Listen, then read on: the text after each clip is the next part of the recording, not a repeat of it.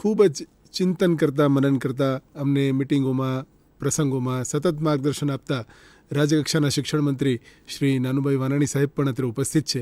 તેઓ પણ આપણને પ્રેરક ઉદ્બોધન કરશે. શ્રી નાનુભાઈ વાનાણી સાહેબ. દર્શક મિત્રો, એક ખૂબ સંવેદનશીલ કહી શકાય અને પ્રત્યેક વ્યક્તિની સાથે જોડાયેલો પ્રશ્ન. એ પ્રશ્નની અહીં ચર્ચા થઈ રહી છે. આ વિષયના તજજ્ઞો આપ સૌને એ વિષયનું માર્ગદર્શન જ્યારે આપવાના છે ત્યારે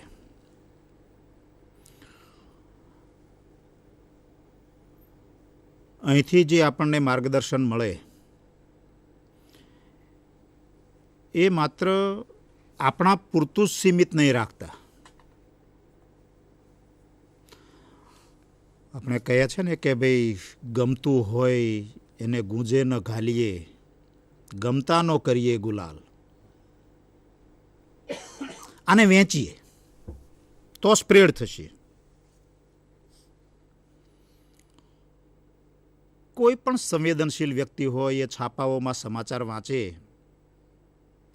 કે 6ઠ્ઠા ધોરણનો, 7મા ધોરણનો, 8મા ધોરણનો, 10 કે 9મા ધોરણના વિદ્યાર્થીએ આપઘાત કર્યો.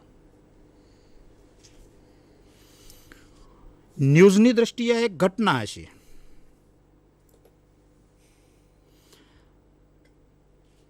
પણ સમાજ ચિંતકો આને માત્ર એક ઘટનાના સંદર્ભમાં નથી જોતા, પણ એક ઘટનાની પાછળ રહેલું ઘૂંટણ એનો અભ્યાસ કરે છે કે આ ઘટના ઘટી કેમ.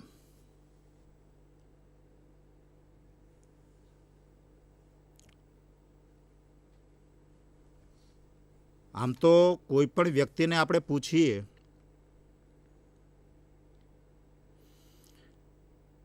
કે સૌથી વધારે તને આનંદ શેમાં આવે છે, શેનો હોય છે, તો 99.99% કદાચ એના કરતાં પણ વધારે પોઈન્ટ વ્યક્તિ એમ કહે ભાઈ મને જીવનનો આનંદ,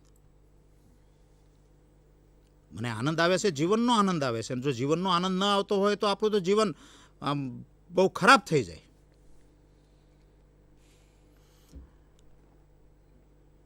અને સૌથી વધારે ડર શેનો,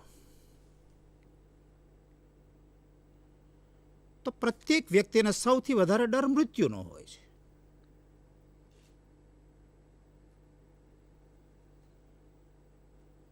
વિચાર આપણે એ કરીએ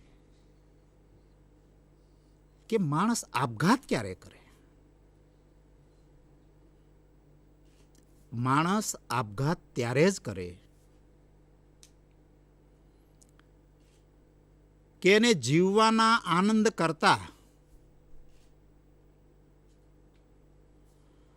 જે મૃત્યુનો ડર જે છે એ ઓછો લાગવા માંડે.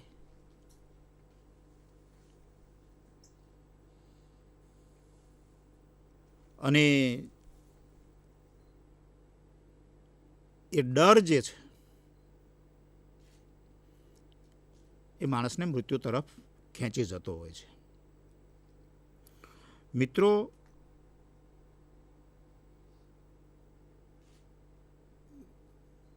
માનસિક ઘૂંટણ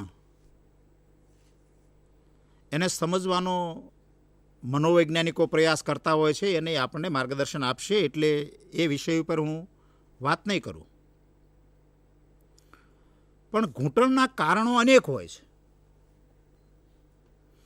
એ સામાજિક કારણો પણ હોઈ શકે, પારિવારિક કારણો પણ હોઈ શકે, વ્યક્તિગત કારણો પણ હોઈ શકે, શાળાકીય કારણો પણ હોઈ શકે, અને આ પૈકીનું એક પણ ન હોય તો કોઈ ક્ષણિક કારણ પણ હોઈ શકે. ઘણી વખત આપણે ધ્યાનમાં આવે કે એક સામાન્ય બાબત, ક્ષણિક બાબત, અને એના કારણે એને આવા પગલાઓ લીધા હોય છે. ભાવિનભાઈએ હમણાં ખૂબ વાત સારી રીતે આપની સમક્ષ મૂકી કે આપણે ટાર્ગેટ નક્કી કરીએ છીએ અને ટાર્ગેટ સુધી પહોંચવા આપણે પ્રયત્ન કરીએ છીએ. એમાં ખોટું બિલકુલ નથી. પરંતુ જરૂરી નથી કે પ્રત્યેક વ્યક્તિ પોતાના લક્ષ્ય સુધી પહોંચી જ શકે. અને આ સમયે આપણને ગીતા યાદ આવે. ભગવાન કૃષ્ણએ આપણને કેટલો મોટો બોધ આપ્યો છે કે ભાઈ તું મહેનત કર, તું કર્મ કર, તારી તાકાત હોય એટલું કર્મ કર. કર્મ ઉપર તારો અધિકાર છે, ફળ ઉપર નહીં.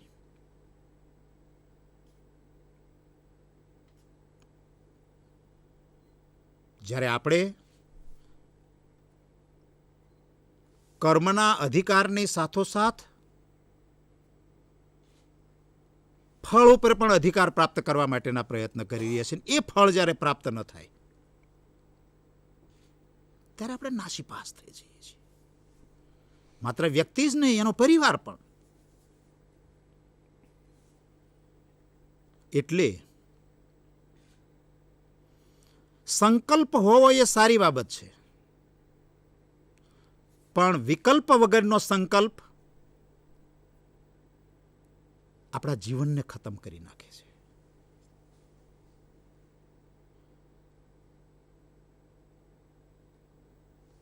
સંકલ્પની પ્રાપ્તિ ન થઈ તો એનો બીજો વિકલ્પ હોવો જ જોઈએ.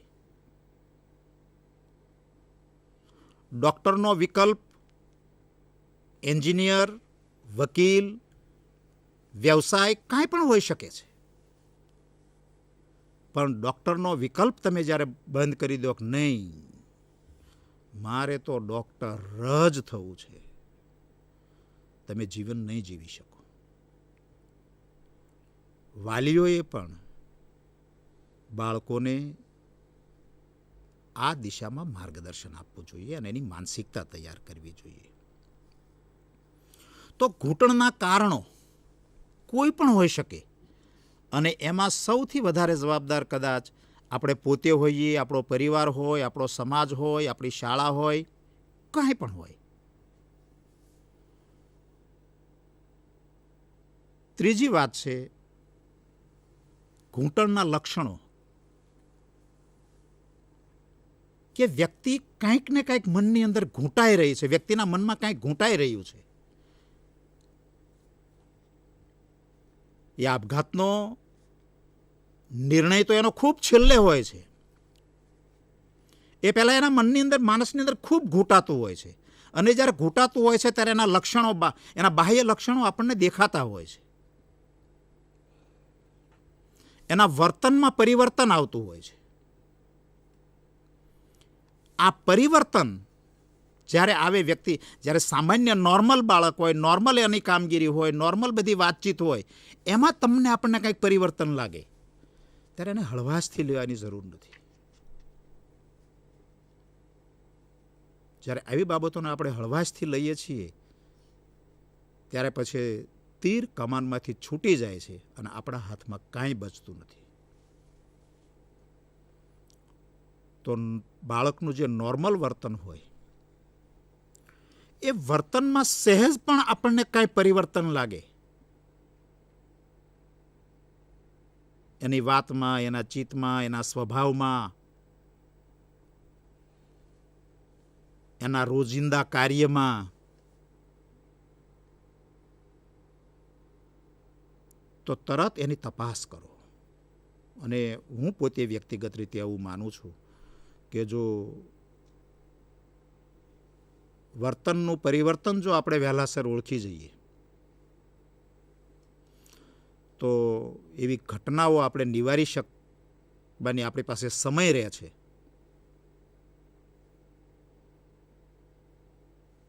પાછળથી આપણે પસ્તાવવું ન પડે. તો મિત્રો, રાજ્ય સરકારના શિક્ષણ વિભાગ દ્વારા સમગ્ર સમાજ જેની ચિંતા કરે છે એ નાના કુમળા બાળકોના આપઘાત અને આ ચિંતા સમાજના તમામ વર્ગ, તમામ વ્યક્તિની જ્યારે બનશે ત્યારે જરૂર આવી ઘટનાઓને આપણે રોકી શકીશું. માનનીય મંત્રીશ્રીએ ઉદાહરણ આપ્યું, અમારા સુરતનું, અમારા અધિકારીશ્રીઓએ જ્યારે ઘટનાઓનો અતિરેક થયો એમાંથી જાગ્યા, પગલાઓ લીધા, પરિણામ આવ્યું. તો આવો આપણે સૌ સાથે મળીને પરિણામલક્ષી કામગીરી કરીએ અને એ કામગીરી કરવા માટે આ પ્રકારના જે વર્કશોપ કે સેમિનાર કે કોન્ફરન્સ ખૂબ ઉપયોગી થશે. અને અહીંથી આપણને જે કાંઈ માર્ગદર્શન આપવામાં આવે એ સમાજની અંદર વહેંચીએ. આ ચિંતા માત્ર સરકારની નહીં રહેતા સમાજની ચિંતા બને, શાળાની ચિંતા બને, વાલીઓની ચિંતા બને, સંચાલકોની ચિંતા બને, શિક્ષકોની ચિંતા બને, બધાની આ એક ચિંતા બને અને તો જ આપણે આના સારા પરિણામો લાવી શકશું. ધન્યવાદ. ખૂબ આભાર માનનીય મંત્રીશ્રી, આપણને ખૂબ સરસ માર્ગદર્શન મળ્યું છે.